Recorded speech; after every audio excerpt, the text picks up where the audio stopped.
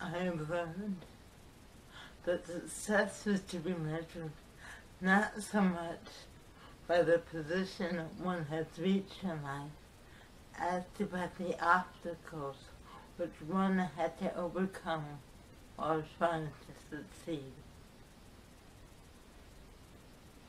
I have learned that success is to be measured not so much by the position one has reached in life as to by the obstacles which one had to overcome while trying to succeed.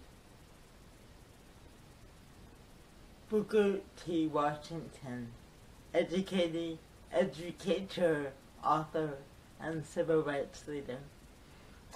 Hello everyone, it's Diana Elizabeth Jordan. Welcome to another vlog episode of Food for Thought, a little inspiration to nourish your mind, heart, and soul.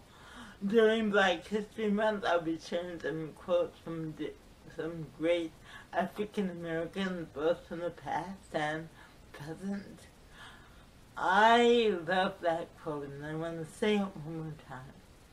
I have learned that success is to be measured not so much by the position one has reached in life as to by the obstacles which one had to overcome while trying to succeed. Think about that, my friends. Think about your journey and celebrate wherever you are today. Because wherever you are today, celebrate your success. Celebrate the moment, this moment, whenever you're seeing that. Give yourself a round of applause. Because wherever you are today, wherever you have journeyed to today, I know there have been obstacles you had to overcome, obstacles you had to figure out to get to where you are today.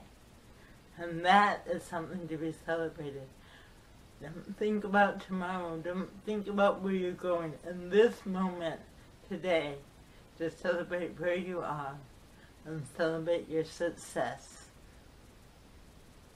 I have learned that success is to be measured not so much by the position one has reached in life as to by the obstacles that one had to overcome while trying to succeed.